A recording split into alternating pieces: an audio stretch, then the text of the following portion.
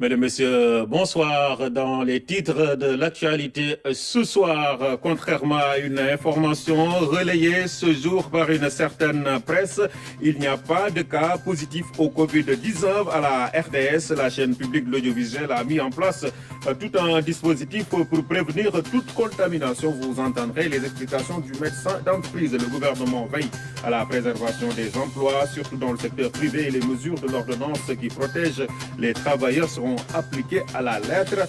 Assurance du ministre du Travail qui faisait face à la presse. Les élus locaux apportent leur contribution au fonds de riposte contre le Covid-19. 1,6 milliard, c'est l'enveloppe dégagée pour soutenir l'État dans la lutte contre la pandémie. Les élus qui se disent plus que jamais engagés aux côtés du chef de l'État. Et puis le ministère du Commerce et des PME a relevé plus de 800 infractions qui ont causé le retrait des circuits du commerce de plus de 10 tonnes de produits alimentaires ainsi que de 2000 flacons de gel hydroalcoolique non autorisés à la vente au Sénégal. Voilà, bienvenue à toutes et à tous. Nous ouvrons avec la liste des messages de félicitations et adresses au président de la République à l'occasion du 60e anniversaire de l'indépendance du Sénégal. Son Excellence, M. Paul Biya, président de la République du Cameroun. Son Excellence, M. Mohamed Ould Cheikh El Ghazouani, président de la République islamique de Mauritanie, son Altesse éminentissime Fra Giacomo Dalla Torre, grand maître de l'ordre souverain de Malte, son Excellence M. Georges Rebelo Pinto Chicotti, secrétaire général de l'Organisation des États d'Afrique, des Caraïbes et du Pacifique. Covid-19, situation du jour sur 195 tests réalisés ce vendredi. 15 sont revenus positifs. Il s'agit tous de cas contacts. Suivant à ce propos le ministre de la Santé et de l'Action sociale, Abdoulaye Diouf Sarr. Ce vendredi 10 avril 2020, le ministère de la Santé et de l'Action sociale a reçu les examens virologiques suivants. Sur 195 tests réalisés, 15 sont revenus positifs. Il s'agit de 15 cas contacts suivis par nos services. 14 patients hospitalisés ont été déclarés guéris ce jour. Ils sortiront de l'hospitalisation tout à l'heure. L'état de santé des patients hospitalisés est stable. À ce jour, 265 cas ont été déclarés positifs au Sénégal, dont 137 guéris, 2 décédés, 1 évacué. Par conséquent, nous avons 125 patients sous traitement dans nos hôpitaux. Le ministère de la Santé et de l'Action sociale exhorte les populations au respect strict des mesures de prévention individuelle et collective. Voilà, retenez comme plus bref à Tambacounda, parmi les 58 cas à haut risque placés en quarantaine, il n'y a eu que 6 nouveaux cas, ce qui porte à 7 le nombre total des malades du Covid-19 dans la région de Tambacounda. Et tous ont été acheminés à l'hôpital régional, centre agréé pour la prise en charge des malades. Nous y reviendrons dans nos prochaines éditions avec nos équipes sur place. Je le disais en titre à ce jour, aucun cas positif au Covid-19 n'a été détecté à la RTS. Assurance du docteur Mbaye Diop, médecin d'entreprise et membre du comité d'hygiène chargé de la veille et de la prévention du Covid-19. À la RTS, tout un dispositif a été mis en place pour prévenir toute contamination. Les explications de Ousmane Douya. Dans le contexte de l'alerte internationale relative aux infections respiratoires liées au Covid-19, la RTS a mobilisé tout un système pour faire face à cette épidémie, en assurant la détection et la prise en charge de personnel, cas possibles ou cas confirmés. Une mobilisation qui repose sur un dispositif mis en place par un comité d'hygiène. Depuis le 31 mars, donc nous avons mis en branle tout un ensemble de processus. Alors, tout en nous conformant bien sûr aux directives du ministère de la Santé. Nous avons d'abord commencé par distribuer du gel dans tous les secteurs à risque où il y a vraiment attroupement au niveau des 2 accueils, du pouvoir de la République et du Triangle Sud. Nous avons aussi distribué des masques et des gants aux équipes mobiles donc, qui font du terrain et qui sont souvent exposés parce qu'ils vont vers des attroupements. Et surtout, nous avons sensibilisé.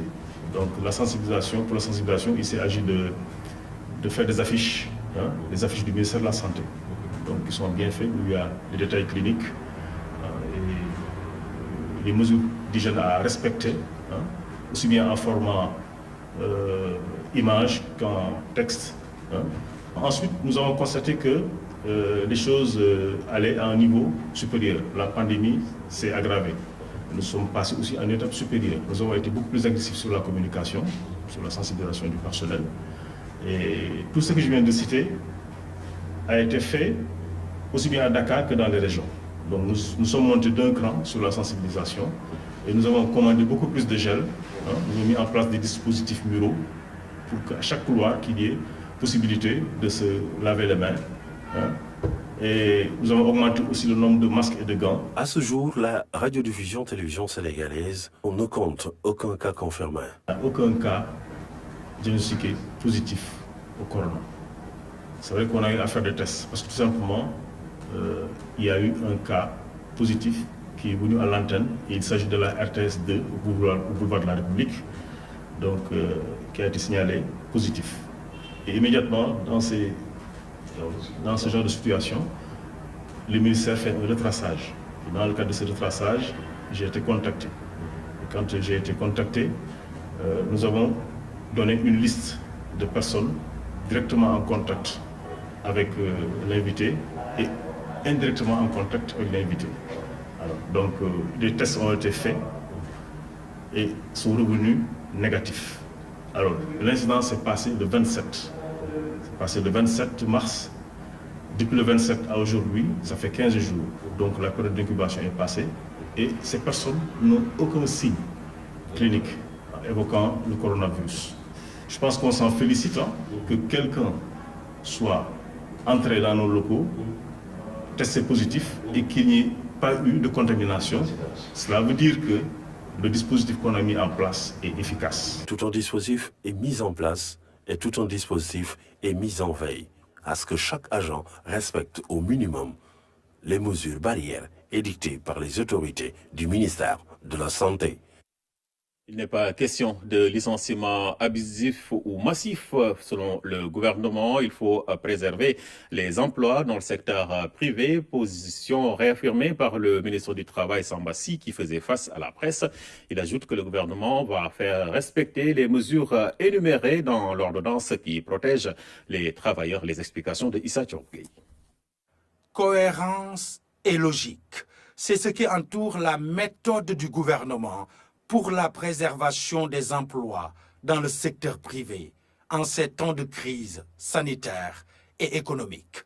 Pour le gouvernement, à la suite des rapports des inspecteurs du travail, pas question de licenciement du fait de l'ordonnance 001-2020. En substance, l'ordonnance comporte les mesures ci-après. Premièrement, interdiction durant la pandémie du Covid-19 et dans les limites de temps de la loi d'habilitation de tout licenciement autre que celui motivé par une faute lourde du travailleur. Deuxièmement, obligation pour l'employeur, afin d'éviter le chômage technique, de rechercher avec les délégués du personnel des solutions alternatives telles que la réduction des heures de travail, le travail par roulement, l'anticipation des congés payés, le redéploiement des personnels, le travail à temps partiel. La troisième mesure est la garantie d'une rémunération pour le travailleur en chômage technique, qui ne saurait être inférieure ni au SMIC, ni à 70% de son salaire moyen net des 3 derniers mois d'activité, en contrepartie de mesures d'accompagnement de l'État au profit de l'employeur, soutient le gouvernement qui souligne une autre obligation. Obligation pour le travailleur en chômage technique de rester à la disposition de l'employeur pour d'éventuels travaux ponctuels. C'est dire que le gouvernement attache du prix à la préservation de l'emploi et au bien-être du travailleur. C'est l'une de ces exceptions qui font la règle en ces temps de crise. Des entreprises qui parviennent à résister au Covid-19 avec des résultats probants. C'est le cas de cette usine spécialisée dans la métallurgie que nos équipes ont visité à Sébikotane. Et c'est avec Aram Dao. Ces règles d'hygiène à l'entrée de l'usine, ces masques qui barrent les visages, les seuls rappels apparents du Covid-19 dans ces lieux. Le rythme est ici celui des jours ordinaires et le cœur de métier, le fer à béton, suit une production normale malgré l'épidémie. Nous sommes une usine de production, il faut que nous travaillons. Nous en sommes conscients. Mais nous sommes conscients aussi de la santé du travailleur. Parce que si aujourd'hui on n'avait pas respecté toutes les mesures de sécurité, on ne pouvait pas se permettre de travailler. Donc il faut trouver le juste milieu entre le besoin impératif de produire, mais aussi de respecter la santé du travailleur. Donc pour le moment, alhamdoulilah, on essaie de trouver le juste milieu. L'autre chose aussi, c'est que 95% de notre personnel vit à Sébikotane et à Diamniadio. Donc de ce fait, nous n'avons pas trop de problème de transport. Ce qui fait que les travailleurs sont tout le temps disponibles. Sur les terres de Sébikotane, l'usine roule à feu continu avec ses 600 employés. Le chômage technique n'est pas à l'ordre du jour. Pour le moment, c'est hors de question. Nous avons besoin de tout le monde à ce moment. Donc il faut qu'on les accompagne. Le chômage technique aussi, c'est un peu difficile parce que ça implique beaucoup de choses. Mais au Sénégal, un seul travailleur peut faire vivre 10 personnes. Donc mettre cette personne au chômage technique, c'est mettre toute une famille entière au chômage technique et c'est pas facile. L'usine mise sur la mobilisation et la motivation des équipes pour faire face aux impacts du Covid-19. Les résultats sont pour l'heure très encourageants. Les objectifs que nous sommes fixés, nous sommes en train de les atteindre. Donc voilà, en gros, aussi, on a des primes de motivation. Il y a aussi une démarche citoyenne. Il ne faut pas que cette pandémie non seulement nous touche au niveau sanitaire, mais aussi au niveau économique. Donc il faut que nous soyons aussi des soldats de l'économie. Il faut que nous nous battons aussi pour préserver notre économie. Et ça, c'est important parce qu'il y a une crise qui va venir bientôt et toutes les entreprises seront touchées. Donc l'important pour nous aujourd'hui, c'est de pouvoir sauver les acquis. Et ça, c'est important. Il faut que nous produisons. L'industrie métallurgique semble résister au Covid-19. Le combat s'annonce long, mais ici, on a espoir de garder la tête hors de l'eau. 1,6 milliard de francs CFA, c'est la somme mobilisée par les élus locaux pour marquer leur contribution au fonds de riposte contre le Covid-19. Réunis dans les locaux du ministère des collectivités territoriales, les élus veulent ainsi respecter un engagement, nous dit Issa Chorogay. Il l'avait dit, c'était au sortir de l'audience que le chef de l'État leur avait accordé le 26 mars dernier. Aujourd'hui, ils ont fait plus que ce qui a été prévu dans la lutte contre le Covid-19, avec une enveloppe qui dépasse le milliard, une solidarité exprimée devant le ministre des collectivités territoriales dans ses propres locaux à Dieuppeul par les élus. Le ministère du Conseil toll 1,6 milliard. À l'heure actuelle, nous avons collecté 1,6 milliard de francs CFA et nous n'avons pas encore fini de faire la collecte.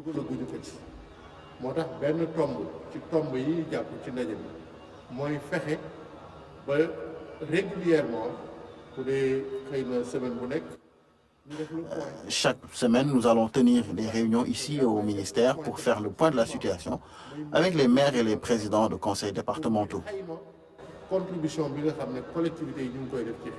Au Sénégal, il y a 599 collectivités territoriales, 557 municipalités avec 5 villes ayant chacune rang de commune et 42 conseils départementaux qui, au même titre que les mairies, ont apporté leur contribution. Nous avons pris des engagements. Ces engagements sont en train d'être respectés.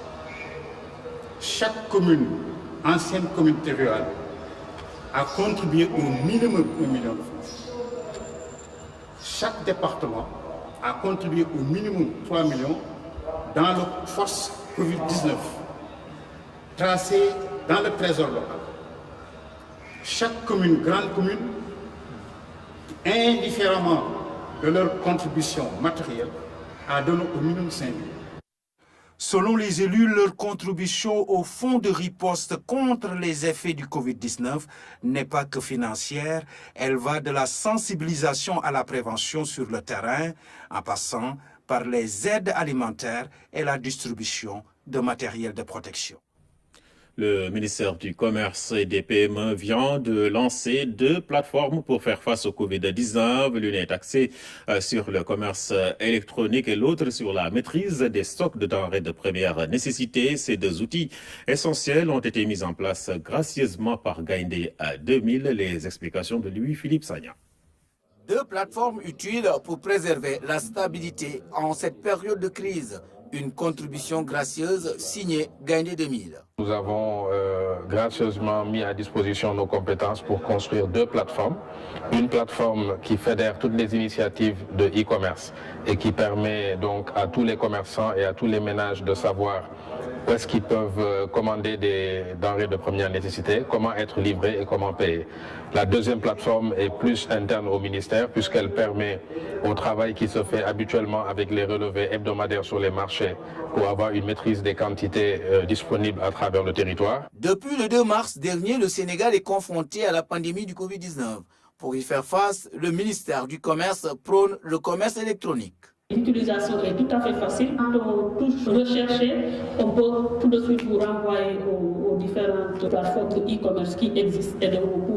Et quand vous cliquez sur ces plateformes, vous pouvez voir un peu les produits qui sont proposés à la vente avec les différents prix. Le lancement de ces 2 plateformes était aussi l'occasion pour la Chambre de commerce de Dakar de remettre sa contribution pour la lutte contre cette pandémie. Nous venons répondre à l'appel de M. le Président de la République qui a demandé quand même aux forces vives de la nation de pouvoir faire bloc pour quand même faire face à cette que nous constatons. D'ici peu, une autre plateforme sera lancée, Djaimambourou ou le commerce électronique du pain. 800 infractions ont été dénombrées par le ministère du Commerce après plus de 2400 visites inopinées. 10 tonnes de produits alimentaires et près de 2000 flacons de gel hydroalcoolique ont été retirés des circuits du commerce. Écoutons à ce propos le ministre Assom Aminata Diatta au micro de Louis-Philippe Sagna.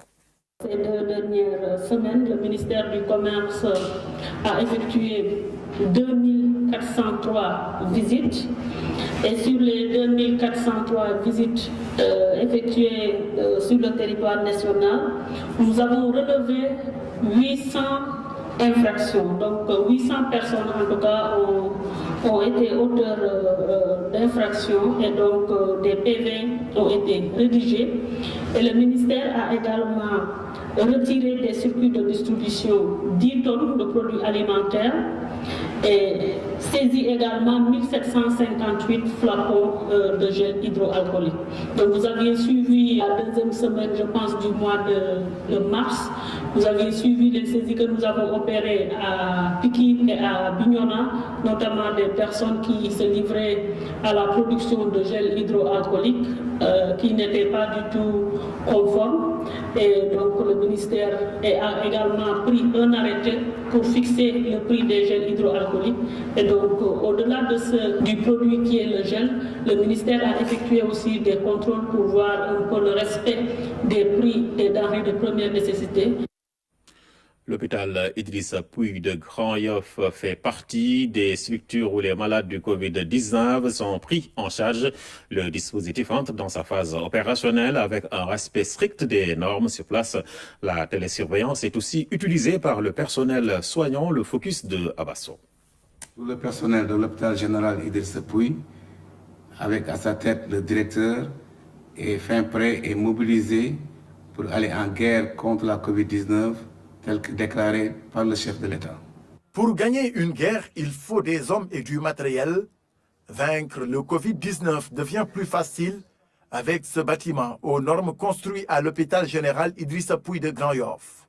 Des experts du ministère de la Santé et de l'OMS qui sont venus pour pouvoir valider ce site et en dire que ce site est apte à prendre en charge des malades du Covid. Parce qu'il y a des normes sur le plan architectural, il y a des normes sur le plan de la marche en avant, etc., qu'il faut respecter, et des zones de décontamination, de déshabillage. Donc nous, on a mis en place des dispositifs vraiment très particuliers. Bâtiment construit sur R+2 avec tous les dispositifs allant du site d'isolement aux salles VIP en passant par les salles d'hospitalisation. Ici, les malades du Covid-19 respirent mieux. de l'entrée jusqu'aux escaliers, jusqu'au secteur des hospitalisations du premier niveau au deuxième niveau. Toute cette zone, c'est une zone rouge. C'est pourquoi on a donné des mesures. Toute personne qui rentre dans cette zone doit être en combinaison en EPI. Maintenant, il y a une autre zone qu'on appelle une zone verte. C'est plus un secteur administratif. C'est là où le personnel arrive le matin, ils se déshabillent, ils enlèvent leurs habits civils, leurs vêtements civils, et ils sont en tenue de blouse, prêts à pouvoir aller prendre en charge les patients. Les médecins peuvent faire recours à la télésurveillance à partir de la salle de surveillance. Il faut rappeler que ce système de vidéosurveillance, ce n'est pas pour filmer ou visionner les malades. C'est seulement pour visualiser les couloirs et l'unité de réanimation. Parce que l'unité de réanimation, c'est des malades qu'on doit suivre de manière continue, qu'on doit surveiller de manière continue. Et pour cela, le système de vidéosurveillance nous permet de surveiller les paramètres vitaux via le système de vidéosurveillance. C'est un dispositif vraiment très innovant que nous avons mis en place ici. Mais aussi, ça permet de la salle de surveillance de surveiller aussi les couloirs des zones d'hospitalisation. Et ça renforce aussi la sécurité à ce niveau-là. À la pharmacie, les EPI, équipements de protection individuelle, sont disponibles avec des médicaments et autres matériels médicaux. Le centre compte une trentaine de lits. L'unité compte une salle de réanimation avec 2 lits équipés de respirateurs complets, de moniteurs de surveillance, de pompes seringues électriques et autres aspirateurs mobiles. L'hôpital général Idrissa Pouye est prêt à recevoir des malades atteints du Covid-19. Et tout le personnel médical, paramédical, les hygiénistes, tout le monde, toutes les équipes, on les a déjà identifiés et constitués en groupe de travail. Ainsi, l'hôpital Idrissa Pouye de Grand Yoff vient jouer sa partition avec tout le personnel qui veille au respect des normes d'hygiène. Des distributeurs de solutions hydroalcoolisées fonctionnent bien et les hommes du Dr Tal entrent de plein pied dans la guerre contre le Covid-19. Le centre régional hospitalier de Kaolack a ouvert une unité réservée au cas de Covid-19. Le directeur général de la santé a visité l'hôpital pour s'enquérir des dispositions prises. Par ailleurs, les services de l'action sociale du ministère sont à pied d'œuvre pour soulager des groupes vulnérables et 225 handicapés ont reçu un appui alimentaire, nous dit Omar Diaw. Kaolack, compte tenu de sa centralité et de son poids démographique, reste une région sous surveillance particulière des autorités sanitaires. La région est en alerte avant même l'enregistrement du premier cas au Sénégal. Notre première réunion du comité régional de gestion des épidémies date du 14 février. Depuis lors, on est à pied d'œuvre.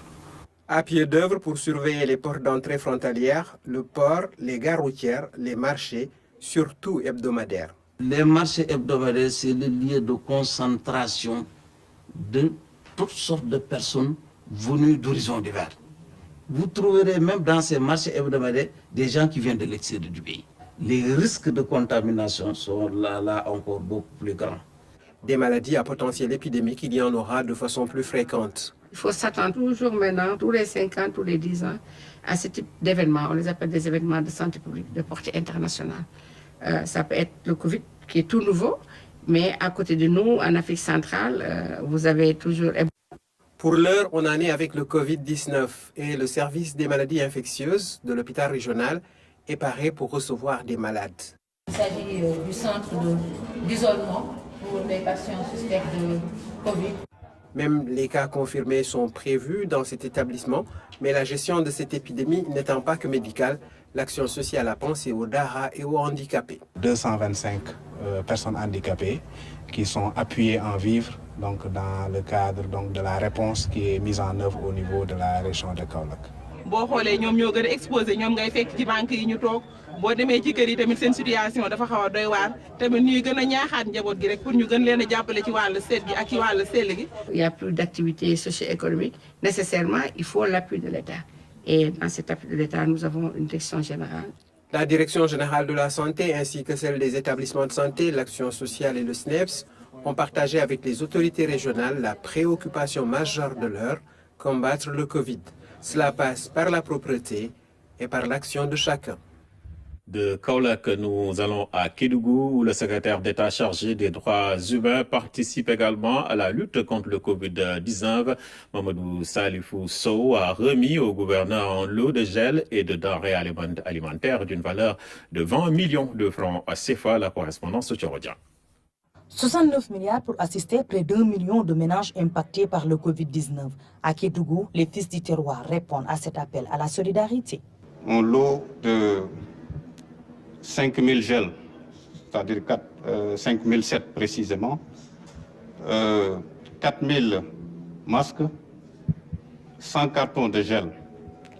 J'ai décidé d'amener aussi des produits alimentaires, notamment 7 tonnes de riz, 4 tonnes de sucre et 30 bidons de 20 litres. Le comité de suivi des épidémies à Kédougou salue cet élan de solidarité.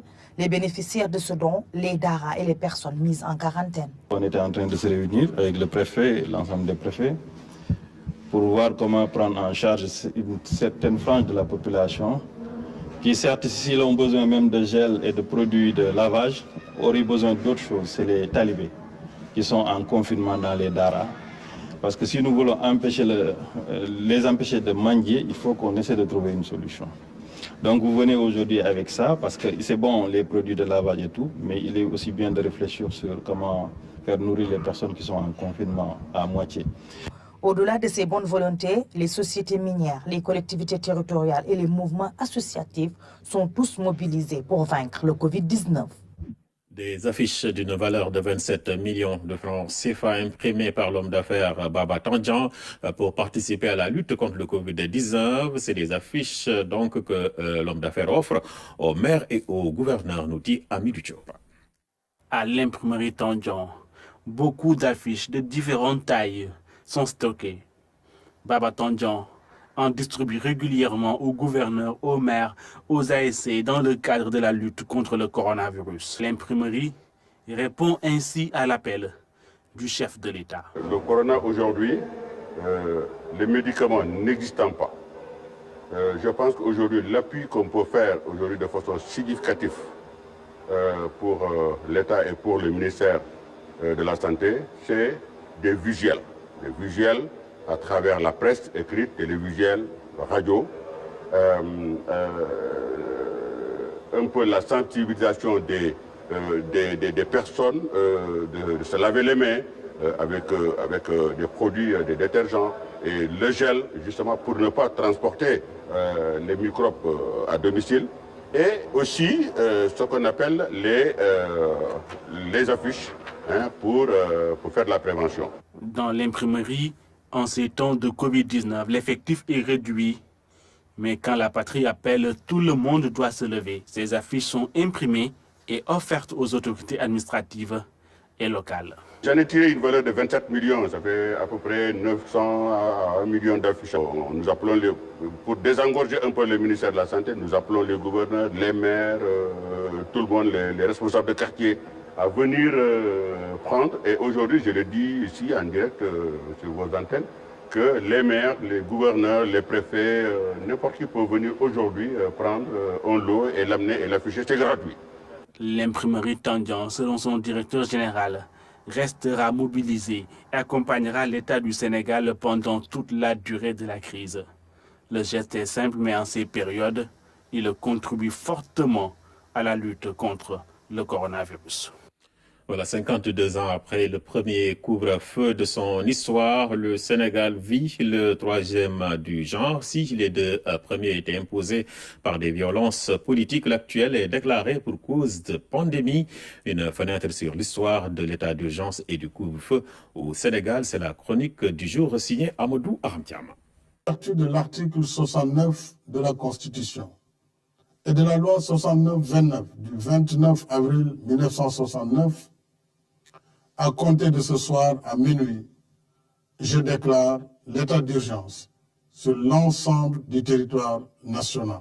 Et de 3 pour le Sénégal, une mesure exceptionnelle prise en période d'exception est prévue par la Constitution en son article 69. Une mesure phare saluée par tous et confortée par l'Assemblée nationale qui, à l'unanimité des 33 députés présents, Covid-19 oblige, donne les pleins pouvoirs au chef de l'exécutif de légiférer en toute indépendance. En effet, c'est en 1968, lors des événements dits de mai, que le président de la République, Léopold Sédar Senghor, décréta le premier état d'urgence de son histoire. Des événements au relent politique et idéologique qui avaient plongé le pays dans une situation de catastrophe qui nécessita du chef suprême d'imposer une mesure d'exception et de droit. Son successeur, Abdou Diouf, a usé du même droit. 20 ans après, pour contenir la protestation issue de l'élection présidentielle de 1988 et qui avait conduit à une année blanche. Ce bref rappel historique pour faire la part des choses et dénuer, si besoin en est, la différence entre les états d'urgence précédents et celui que nous vivons en 2020. Devant un ennemi invisible, insaisissable et mortel, le président de la République, Macky Sall, a pris cette décision ultime de décréter le couvre-feu, mais aussi la mesure salvatrice d'accompagner en aide alimentaire les familles pour renforcer leur résilience dans ce contexte de pandémie. Et c'est là que le peuple dans son entièreté attend l'arbitrage du chef de l'État, que son instruction de convoyer et de distribuer dans la transparence et dans l'équité ce don soit respecté et exécuté à la lettre. Et pour cela, il n'y a pas meilleur garant que l'administration territoriale et l'armée. Voilà, c'était donc la chronique de Amadou Aram Thiam. Au plan économique, le Covid-19 pourrait engendrer une baisse de -2 à -5% de croissance cette année en Afrique subsaharienne. En Europe, l'Union européenne a trouvé un accord portant sur 500 milliards d'euros pour amortir le choc économique causé par le coronavirus. À ce jour, le bilan à l'échelle de la planète fait état d'au moins 95 000 morts. Le récit de Sidina Alunfal. L'Afrique subsaharienne pourrait connaître sa première récession depuis 25 ans selon la Banque mondiale. L'institution a estimé que la croissance en Afrique subsaharienne devrait fortement subir les effets du Covid-19 et chuter brutalement de -2,1 à -5,1% en 2020. Face à la crise économique et sanitaire, la communauté internationale cherche des réponses. La patronne du Fonds monétaire international a annoncé que la pandémie aura les pires conséquences économiques depuis la Grande Dépression de 1929. Les mesures de confinement mises en place dans de nombreux pays qui touchent plus de la moitié de l'humanité ont un coût économique très élevé. Des secteurs entiers de l'économie sont paralysés, les échanges commerciaux chutent, le chômage s'envole dans plusieurs pays. La France entre en récession. Le pays double son plan d'urgence à 100 milliards d'euros et anticipe une chute du PIB de 6% cette année. Le gouvernement réfléchit au plan de relance et aux dispositifs à mettre en place pour l'après-confinement. L'Union européenne a conclu un accord incluant 500 milliards d'euros disponibles immédiatement et un fonds de relance à venir. À l'heure actuelle, la pandémie de Covid-19 a fait au moins 95 000 morts dans le monde, dont la moitié en Italie, en Espagne et aux États-Unis.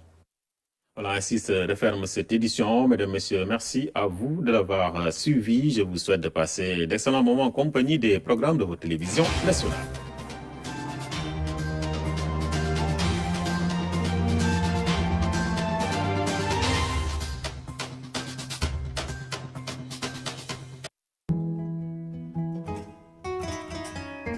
La météo vous est offerte par Bank of Africa.